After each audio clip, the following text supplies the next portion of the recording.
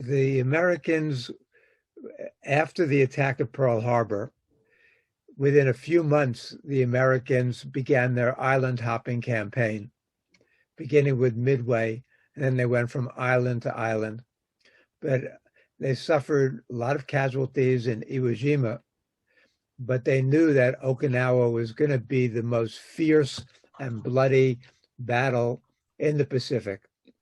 But Okinawa was of great importance to the Americans because once they got Okinawa, they would be close enough to the Japanese mainland that they could really carry out their bombing campaign and intensify it. And so it was crucial for the Americans, they believed, to take Okinawa. The fighting there was very fierce. The Americans had about 180,000 combat troops, Army and Marines. The Japanese had maybe 120,000 combat troops there. But the Americans had a lot more in support, and the Japanese got a lot of support from the Okinawan civilians as well. The fighting there was very fierce. The Americans had to scale those huge high cliffs.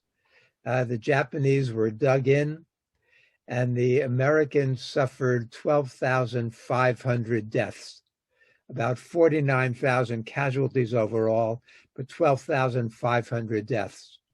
And so the Americans paid a big price for taking Okinawa.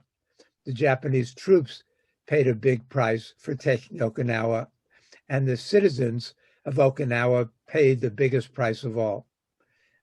So it's a battle. But if you go to the memorial in Okinawa, you read the names not only of all the Japanese who died and all the Okinawans who died, but you also have the names of the Americans who died and the Brits who died and the Australians who died, of everybody who fought in that battle and died. It's a very inspiring memorial, because that's what a war memorial should say, that the tragedy of war is that all these people died. If, for example, you go to the Vietnam War Memorial here in Washington, D.C., you see those two big black walls, and they have the names of 58,280 Americans who died in the fighting. The message of the Vietnam War Memorial is that the tragedy of Vietnam is that 58,280 Americans died. If that memorial, so right now it's 492 feet long.